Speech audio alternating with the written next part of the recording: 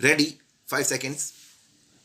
Sir, I would submit that the partnership firms, proprietary firms, private limited companies are nothing but glorified partnerships, and the act should be amended in such a manner that the small private companies are kept outside the purview of this department. Only then the government department can concentrate on the really larger violations where companies have started doing badly, but the balance sheet does not reflect that, with the result that more people start putting deposits and face difficulties later.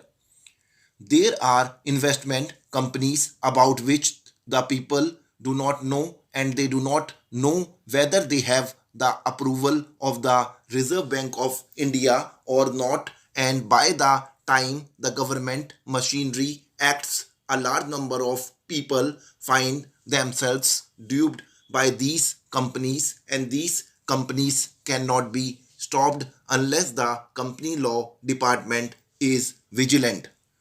But I submit that the company law department cannot be vigilant in the present system, because the present system is conducive to the harassment of the small man, and I find nothing in this amending bill which either disciplines these companies or stops the harassment of the small man or encourages the medium entrepreneur.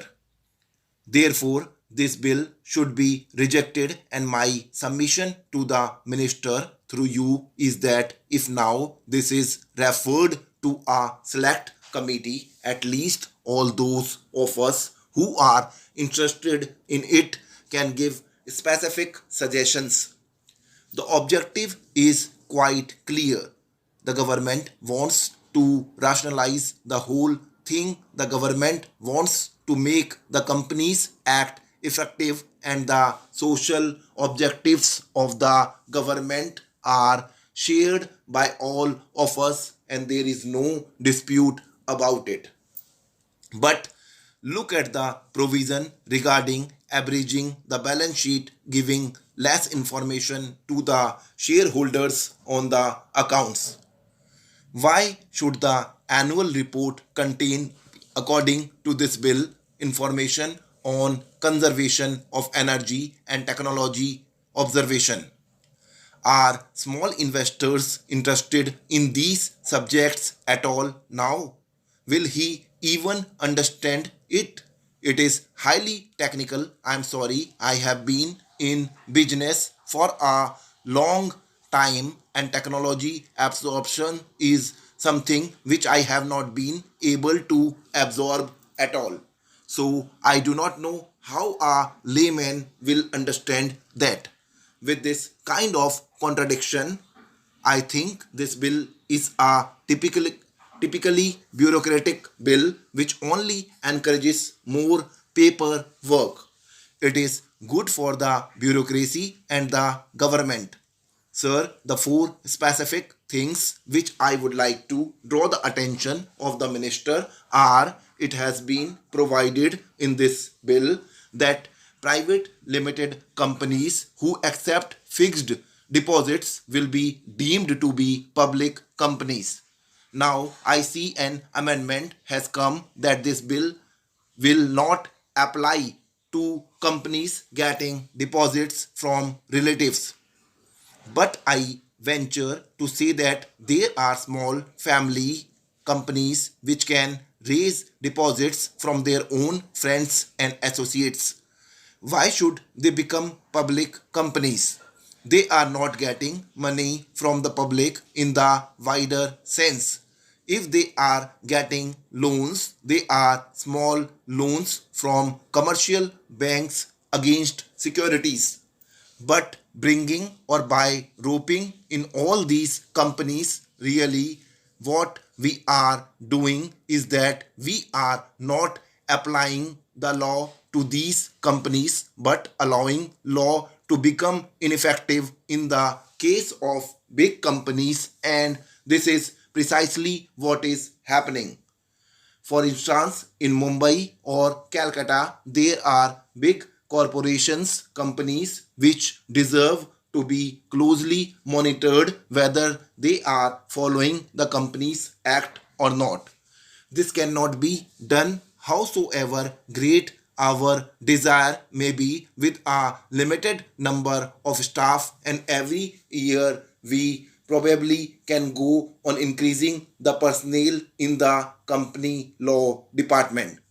But the administration of the act cannot be effective unless we do an ABC analysis and see that only those companies where public money is really involved are closely monitored. And there I say I'm totally against this whole concept where we go on providing penalties for infringement.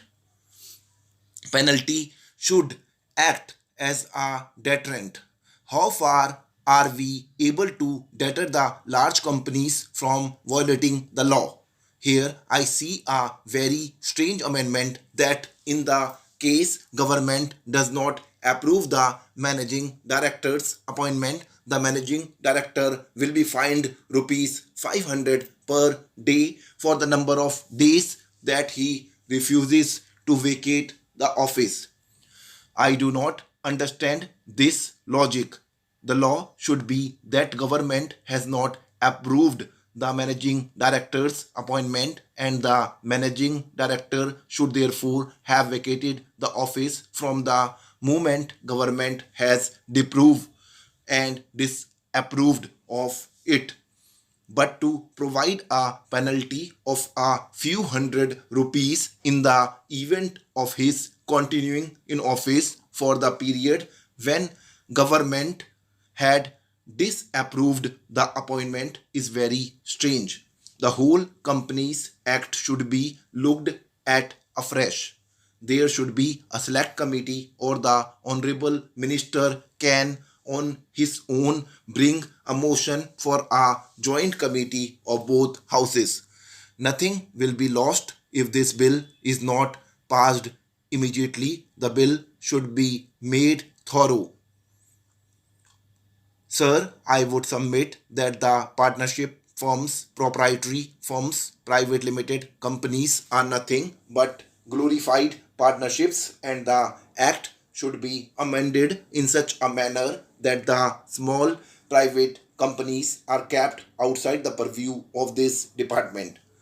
Only then the government department can concentrate on the really larger violations where companies have started doing badly, but the balance sheet does not reflect that, with the result that more people start putting deposits and face difficulties later. There are investment companies about which the people do not know, and they do not know whether they have the approval of the Reserve Bank of India or not. And by the time the government machinery acts, a large number of people find themselves duped by these companies, and these companies cannot be stopped unless the company law department is vigilant. But I submit that the company law department cannot be vigilant in the present system because the present system is conducive. Stop.